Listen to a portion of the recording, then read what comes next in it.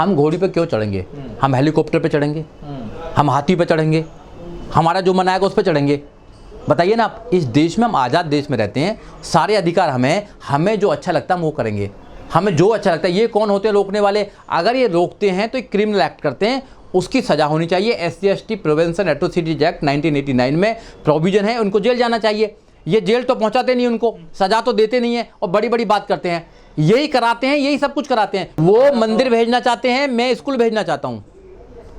उनके जो लोग हैं धर्म पर बात करते हैं, हम संविधान पर बात करते हैं। वो भाग्य और भगवान पर बात करते हैं। हम जो करते हैं, हम हार्ड मेहनत पर काम करना चाहते हैं। हम कहते हैं कि आपके अधिकार यहाँ पर हैं, वो कहते हैं कि सब कुछ भगवान से मिलता है, हम कहते हैं सब कुछ संविधान से मिलता है। भगवान से सब कुछ नहीं मिलता, संविधान से सब कुछ मिलता है।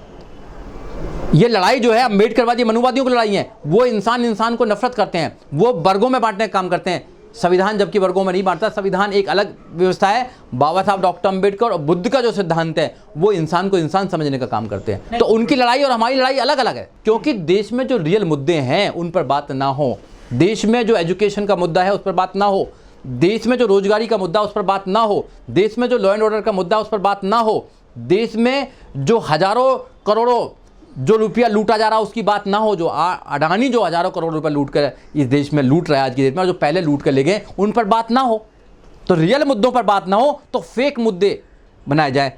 क्योंकि 14 अक्टूबर 1956 को बाबा साहब डॉक्टर अम्बेडकर ने नागपुर में कहा था कि हिंदू जो धर्म है वो षड्यंत्र है एक प्रकार से, और करोड़ों लोगों के खिलाफ षड्यंत्र है। उस षड्यंत्र से जब तक तुम नहीं निकलोगे, जब तक तुम लोग पवित्र नहीं हो सकते, जब तक लोग तुम इस देश में अपना मुकाम नहीं बना सकते हैं। और जो लोग हिंदू धर्म से बाहर निकल आए हैं वो लोग आज देश के अंदर बड़े बड़ी पोस्टों पर हैं, बड़े बड़े अच्छे मुकामों पर हैं, और वो अपना जीवन अच्छी तरह जी रहे हैं। ये दोबारा षड्यंत्र में ले जाना चाहते हैं। लेकिन दुनिया का सबसे बड़ा संगठन बताया जाता है संघ, और उसकी जो शाखाएं हैं, जहां सड़क नहीं पहुंची हैं वहां शाखाएं लग रही है पूरे देश में। देखिए, बताने को तो कुछ भी बता लो। जो संगठन रजिस्टर्ड नहीं है, जिसकी कोई कैलकुलेशन नहीं है, जिसका कोई ब्यौरा नहीं है सरकार के पास में, वो दुनिया का सबसे बड़ा संगठन कैसे हो सकता है? नहीं हो सकता, पहली बात तो। और हम RSS को कोई संगठन मानने को तैयार नहीं है, पहली बात। दूसरी बात, RSS ना तो इस देश में प्रधानमंत्री है, RSS ना इस देश के अंदर कुछ है। RSS कुछ चंद लोगों का एक ऐसा ग्रुप है जो नफरत फैलाते हैं किसी एक जातीय धर्म के खिलाफ। तो ये नफरत फैलाने वाला एक ग्रुप है। जिस संगठन में देश की 75% जनसंख्या के खिलाफ नफरत फैलाई जाती है, वो संगठन राष्ट्रवादी बन रहा है। जिस संगठन के अंदर मुसलमानों के प्रति घृणा पहुंचाई जाती है, जिस संगठन में SC/ST के प्रति घृणा पहुंचाई जाती है, और 50% महिलाओं के प्रति घृणा पहुंचाई जाती है। क्योंकि जो RSS है, RSS का कोई भी एक भी मेंबर में महिला नहीं बन सकती है। SC/ST किसी बड़े ओहदे पर नहीं जा सकता है, और मुसलमानों के प्रति तो नफरत फैलाई जाती है। तो वो संगठन जो है वो कहाँ से बात करता है, कहाँ से वो संविधान की बात करता है, कहाँ से वो देश की बात करता है? ये जो संगठन है ये देश को तोड़ने का काम करता है। तो हम ऐसे किसी संघ संचालक या ऐसे किसी प्रमुख की बात मानने को तैयार नहीं है जो सिर्फ देश को तोड़ना चाहता है। लेकिन मोहन भागवत जी यदि हिंदुओं को मजबूत कर रहे हैं, संस्कृति को मजबूत कर रहे हैं, दलितों को आप गले लगा रहे हैं, मंदिरों में भेज रहे हैं जलाभिषेक के लिए, तो दिक्कत क्या है अम्बेडकरवादियों को? अरे भैया, दलितों को क्यों गले लगा रहे हो? अपने खुद गले लगो। हमें किसी के गले की कोई आवश्यकता नहीं है। हमें इस देश में जो हमारे अधिकार हैं वो दो। हमारे अधिकार तो दोगे नहीं।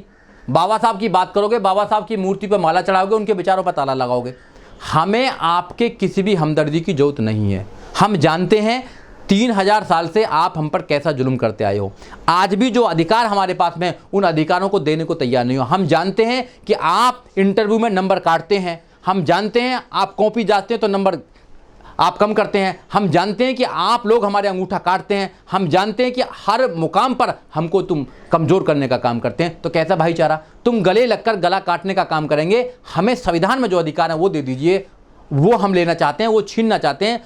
भारत का जो संविधान है, वो भारत का संविधान महिलाओं को फौज में भी भेजता है, पायलट भी बनवाता है, IAS भी बनाता है, PCS भी बनाता है, जज भी बनाता है, प्रधानमंत्री बनाता है, और इवन यहाँ तक कि दलित की बेटी को उत्तर प्रदेश की 4 बार मुख्यमंत्री बना सकता है। ये संविधान है।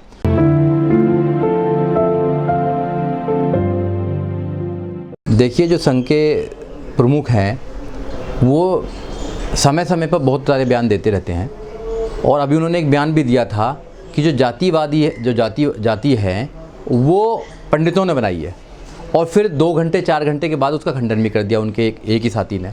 तो उनके बयान को मैं ज़्यादा सीरियस नहीं लेता हूँ, क्योंकि अगर वो कहते हैं कि दलितों को जलाभिषेक करने दिया जाए, दलितों को घोड़ी पर चढ़ने दिया जाए, तो मैं इस बात से जोड़ना चाहता हूँ कि वो दलितों को फिर दोबारा एक अंधविश्वास में डालना चाहते हैं, एक धर्म की चाशनी में डालना चाहते हैं, एक धर्म के जंजाल में डालना चाहते हैं। मैं आपके चैनल के माध्यम से SC ST OBC माइनॉरिटीज़ को ये कहना चाहता हूँ कि आपको मंदिरों में नहीं जाना चाहिए, आपको धर्म के चक्कर में नहीं आना चाहिए, आपको अपने बच्चों को एजुकेशन देनी चाहिए, उनको अच्छे स्कूल में भेजें, अच्छे कॉलेजों में भेजें, जब भी उनका भविष्य हो सकता है। ऐसे लोगों की किसी भी बात में आने की ज़रूरत नहीं है। बाबा साहब डॉक्टर अम्बेडकर आपको रास्ता देकर गए हैं। आप अगर बाबा साहब डॉक्टर अम्बेडकर के रास्ते पर पूर्ण रूप से चलेंगे तो आपका उद्धार हो जाएगा। आपको किसी और व्यक्ति के रास्ते की जरूरत ही नहीं है। वो कह रहे हैं कि घोड़ी पर चढ़ने दें, कि तो क्या उनके लोगों ने रोका था घोड़ी पर चढ़ने से दलितों को? नहीं, इस वाले स्टेटमेंट से तो यही लगता है कि कहीं ना कहीं उनके लोग ही रोकते हैं, जो उनको समर्थन करते हैं, जो बीजेपी को लोग समर्थन करते हैं, कहीं ना कहीं वही दलितों की जो घोड़ियाँ होती हैं, जब शादियाँ होती हैं तो उनको रोकने का काम करते हैं, उनकी बहन बेटी की इज्जत को लूटने का काम करते हैं, उनके घरों में आग लगाने का काम करते हैं। तो उनको जो प्रताड़ित करते हैं जाति के नाम पर, वो कहीं ना कहीं इनसे समर्थित लोग ही होते हैं। और आज अगर ये कह रहे हैं तो किन लोगों से कह रहे हैं? क्या ये पुलिस हैं? क्या देश के प्रधानमंत्री हैं? देश के रक्षा मंत्री हैं? किसी सूबे के मुख्यमंत्री हैं? कौन है ये? आप बताइए कौन है? किसको संदेश देना चाहते हैं? और देश के लोग क्यों बात मानेंगे इनकी? या तो प्रधानमंत्री को बोलना चाहिए ये वाली बात, या देश के गृह मंत्री को बोलनी चाहिए, या जिस स्टेट में हो रहा है उस स्टेट के मुख्यमंत्री को बोलनी चाहिए। ये कौन है बताइए? कौन, क्या संगठन है ये बताइए? ये सिर्फ लोगों को एक प्रकार से धर्म के नाम पर लोगों को ये जो संगठन है ये बांटने का काम करता है। संघ से सर राष्ट्रपति आए हैं, प्रधानमंत्री आए हैं, मुख्यमंत्री आए हैं, बहुत सारे अधिकारी आए हैं। देखो, संघ से कोई नहीं आया। संविधान में अगर ये प्रोविजन नहीं होता तो कभी भी कोई राष्ट्रपति नहीं बनता, कभी कोई प्रधानमंत्री नहीं बनता, कभी भी कोई जज नहीं बनता, कभी कोई IAS PCS डॉक्टर इंजीनियर नहीं बनता। ये जितने भी लोग आते हैं इस संविधान के माध्यम से आते हैं। नहीं तो आज़ादी से पहले कोई दलित क्यों नहीं देश का राजा बनता था? कोई IAS PCS doctor engineer professor जज वकील क्यों नहीं बनता था? आज अगर बन रहे हैं तो बाबा साहब डॉक्टर अम्बेडकर के संविधान से बन रहे हैं। कोई किसी आशीर्वाद से नहीं बन रहा है, कोई भी किसी आशीर्वाद से नहीं बन रहा है। तो ये मानना चाहिए कि अगर इस देश में 131 मेंबर ऑफ पार्लियामेंट बन रहे हैं तो बाबा साहब डॉक्टर अम्बेडकर की रिजर्वेशन से बन रहे हैं।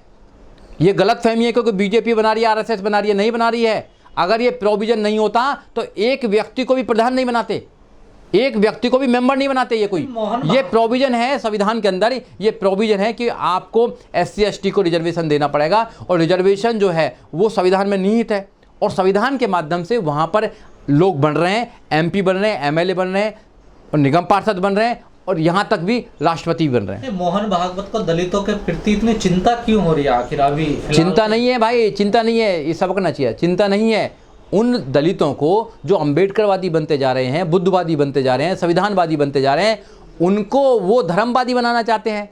वो फिर दोबारा उस षड्यंत्र में लेके आना चाहते हैं जिस षड्यंत्र से बड़ी मुश्किल से हम जैसे लोग जो सोशल एक्टिविस्ट हैं वो निकाल रहे हैं वहाँ से। क्योंकि बाबा साहब डॉक्टर अम्बेडकर की बात को हम आगे पहुँचा रहे हैं, बाबा साहब डॉक्टर अम्बेडकर को फॉलो कर रहे हैं। कभी राहुल गांधी की सदस्यता भंग कर देते हैं, कभी कुछ कर देते हैं। तो मुद्दे चाहिए इनको। और मैं आपके चैनल के माध्यम से अपने लोगों को ये भी कहना चाहता हूँ कि जब तक आप अपनी सरकार नहीं बनाएंगे आप अपने अधिकारों को सुरक्षित नहीं कर पाएंगे, क्योंकि सरकार ही आपके अधिकारों को सुरक्षित कर सकती है। तो उसके लिए लड़ाई लड़ो, उसके लिए हम लोगों को जागरूक कर रहे हैं। जो मोहन भागवतन का संगठन चलता है RSS, उसमें लड़कियों को शिक्षा दी जाती है आत्मरक्षा की, वो हथियार चला सकती हैं। सरस्वती शिशु मंदिर है, वहाँ बच्चों को शिक्षा दी जाती है, देश राष्ट्रवादिता की, राष्ट्रीयता की, उनको हथियार चलाना सिखाया जाता है, आत्मरक्षा के गुर सिखाए जाते हैं उनको। हिंदुओं को बचा रहे हैं वो सारे स्कूलों के जरिए। देखिए, उनका जो संगठन है वो महिलाओं को हथियार चलाना सिखा सकता है, वो महिलाओं को और कुछ सिखा सकता है, मगर महिलाओं को कभी भी वो सरसंचालक नहीं बना सकता, प्रमुख नहीं बना सकता। क्या आज तक कोई महिला प्रमुख बनी है? तो इस देश में संविधान ज़्यादा मजबूत है या ऐसे लोग ज़्यादा मजबूत हैं या ऐसे लोगों के संगठन ज़्यादा मजबूत है?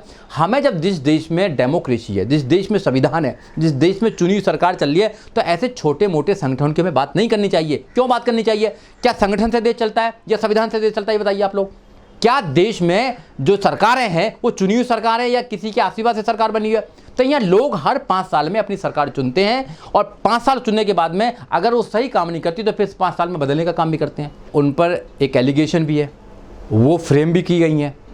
वो चार्जशीट भी की गई हैं, केस अभी पेंडिंग है, देशद्रोह का केस लगा हुआ उन पे है, पेंडिंग केस है। महिलाओं को मजबूत कर रहे हैं संघ वाले। अब वो कितना मजबूत कर रहे हैं आपको पता है। जो आप संघ की बात करते हैं, अगर हिंदू धर्म को देखा जाए तो हिंदू धर्म में देवदासी है, हिंदू धर्म में प्रभुदासी है, हिंदू धर्म में जोगनी प्रथा है।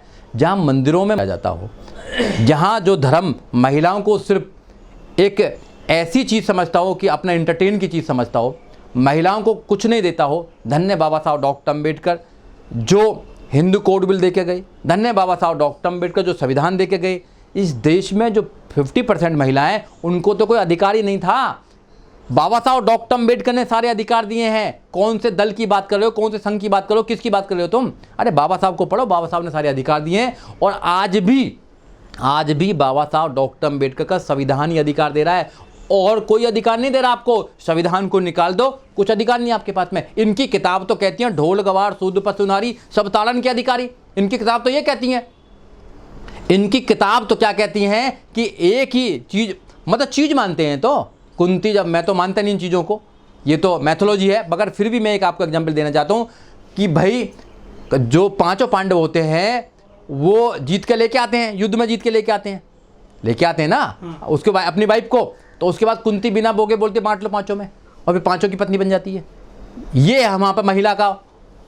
तो महिलाओं का अगर सम्मान किसी ने किया तो बाबा साहब डॉक्टर अम्बेडकर ने किया है, और आज भी अगर महिलाओं को सम्मान है तो because of the constitution of India.